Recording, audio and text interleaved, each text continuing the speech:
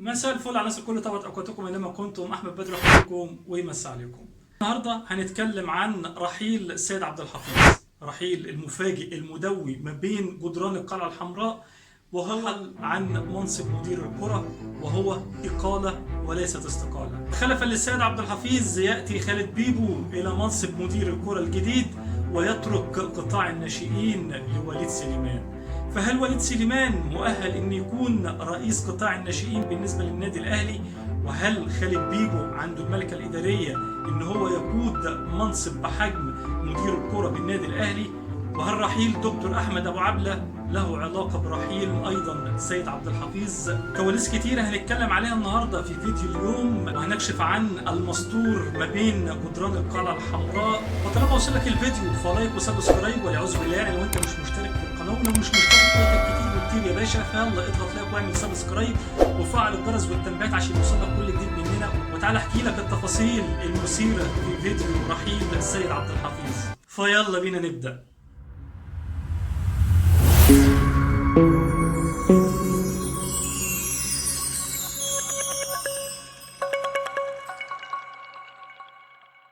اهلا وسهلا بحضراتكم. رحيل السيد عبد الحفيظ مفاجئ ومدوي، ليس فقط للسيد عبد الحفيظ ولكن ايضا لكل جماهير القلعه الحمراء وللشارع الرياضي المصري باكمله. اقاويل كتيره طالعه وراحه جايه ومش عارفين فين الخبر اليقين، وهل السيد عبد الحفيظ رحل لمشاكل مع النادي الاهلي ام رحيله جاء بمحض ارادته؟ كل ده هنتكلم عليه في فيديو اليوم. وخليني قبل ما نبدا اي كلام، الرحيل جاء عن طريق الاقاله وليست الاستقاله. اجتماع كابتن محمود الخطيب مع كابتن محسن صالح وكابتن حسام غالي وكابتن زكريا ناصف مع سيد عبد الحفيظ علشان يقنعوا كابتن سيد عبد الحفيظ انه هو يتقدم بالاستقاله وليست الاقاله، ولكن الرجل رفض بكل قوه. قال لهم انا مش عايز امشي والقرار معاكم، وانتوا اللي بتدوا القرار وبتصدروا القرار، فلو في اقاله فارجو ان انتوا تعلنوها للجميع. وبالفعل اصر على موقفه وجاءت الاقاله. الاقاله جاءت من باب ضخ دماء جديده ما بين الناحيه الاداريه للقلعة الحمراء. فالموضوع باللوجيك كده هو مش ضخ دماء جديدة، الموضوع فيه لوغاريتم وفيه لغز ما بين جدران القلعة الحمراء، ومش عايزين يخرجوا ده للإعلام ولا للجماهير علشان ما يصيرش. سيد عبد الحفيظ تلقى قرار الإقالة بصدر رحب، خد شنطة هدومه وتوكل على الله وخد أسرته الجميلة وراح يقضي يومين في الساحل، منها يغير جو ومنها ان هو يفضي دماغه شويه من الصدمه اللي اندهش ليها في ذلك اليوم. وبعدين هل كده الموضوع انتهى وخلص الموضوع وتمت الاقاله وانتهى الموضوع؟ لا، ما انتهاش. خصوصا جماهير النادي الاهلي تحب تكون مطلع على كل شيء، وتحب اللي هي تعرف ايه اللغز اللي ادى الى رحيل سيد عبد الحفيظ من منصبه. سيد عبد الحفيظ الابن البار بمعنى الكلمه للنادي الاهلي، وان هو كان اسد لكل خصوم النادي الاهلي، وليس النادي الاهلي فقط بل للشخصيات الهامه داخل جدران القلعه الحمراء، واولهم كابتن محمود الخطيب. الكل يعلم المناوشات والحرب الشديده في التصريحات القويه ما بين كابتن سيد عبد الحفيظ والمستشار مرتضى منصور. رغم كل ذلك المستشار مرتضى منصور لم يتوجه باي دعوه قضائيه تجاه سيد عبد الحفيظ، كان ذكي في فصاحته وفي لسانه، كان لما بيرد بطريقه لا تدينه، وكان بيخرج من الموضوع بسهوله جدا. والفيديوهات منتشره على وسائل التواصل الاجتماعي. الموضوع عشان ما اخدش من وقتكم كتير، الموضوع ان في بعض الخلافات ما بين سيد عبد الحفيظ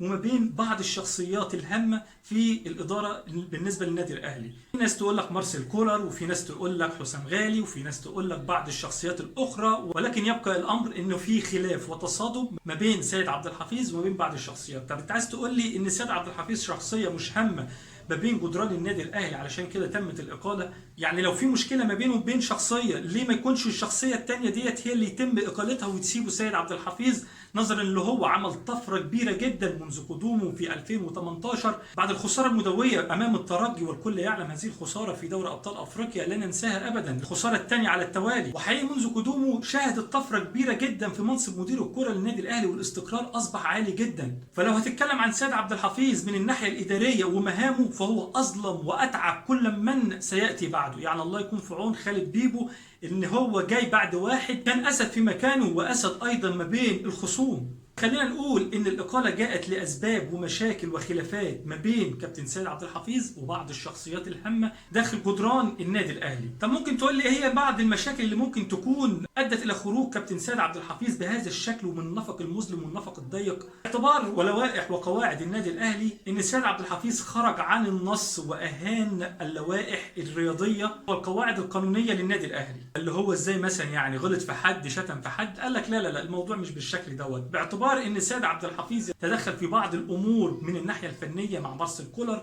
مما اغضب مارسيل كولر. طبعا مارسيل كولر دلوقتي بالنسبه للنادي الاهلي الفرخه اللي بتبيض ذهب، يعني ما حدش يقدر يتكلم معاه، عايز تمشي سيد نمشي لك سيد. بالاضافه الى ذلك وعلاوه على ذلك ان هناك بعض الخلافات كانت ما بين مجيء بعض اللعيبه وخروج بعض اللعيبه واسباب بتكمن في المنطقه دي. فالنادي الاهلي يعتبر هذه التدخلات بدون داعي وبدون اذن وبدون ان يكون ليه الحق ان هو يدخل في الناحيه الفنيه، يعتبرها هي اهانه للوائح وقواعد النادي الاهلي. فهل كابتن محمود الخطيب قفل الموضوع مع كابتن سيد عبد الحفيظ بخروجه واقالته دون جدوى بعد ذلك او دون فائده فيما قادم؟ ان الاهلي عرض عليه بعض الوظائف اللي هو يتولاها داخل جدران القلعه الحمراء، ولكن طبعا كابتن سيد ده مصدوم، يعني ليه الحق بصراحه ان هو ينصدم بعد المشوار الطويل دوت والنتائج الايجابيه اللي حققها والحزم الشديد اللي كان فرضه في اوضه اللبس بالفعل. الاهلي عرض على كابتن سيد عبد الحفيظ ان هو يكون موجود على قناه النادي الاهلي وان هو يرجع لماضيه وان هو يقدم برنامج رياضي في قناه النادي الاهلي. هذه اول شغله النادي الاهلي اداها له. كمان ممكن تمسك في لجنه الكره مع كابتن عادل القيعي وتكون تحت ايد الكابتن عادل القيعي وتستفاد بخبراته. دي برضه شغله ثانيه من الوظائف اللي النادي الاهلي عرضها على كابتن سيد عبد الحفيظ. ولكن يبقى القرار للكابتن سيد عبد الحفيظ ان هو يتقبل الموضوع او يرفض الموضوع، ولكن هو اجل كل شيء لحين ما يرجع من اجازته وان هو كده ياخد القرار وهو متيقن ان هو خد القرار بطريقه صحيحه علشان ما يكونش فيه اي ندم فيما هو قادم. في الباب رحيل كابتن سيد عبد الحفيظ واقالته ونروح للكابتن خالد بيبو ومنصبه الجديد مدير الكوره. هل هو هيكون عنده الملكه الاداريه ان هو يظبط الدنيا بشكل مناسب زي كابتن سيد عبد الحفيظ؟ هل هو هيكون عنده الحزم الشديد داخل غرفة الملابس؟ ده اللي هنشوفه في الفترة اللي جاية. حقيقي مظلوم كابتن خالد بيبو ان هو يجي بعد كابتن سيد عبد الحفيظ، خصوصا لما يكون اللي قبل منك سايب سي في مشرف، فانت لازم تيجي تنحت في الصخر زي ما بيقولوا علشان خاطر تسيب بصمتك انت كمان.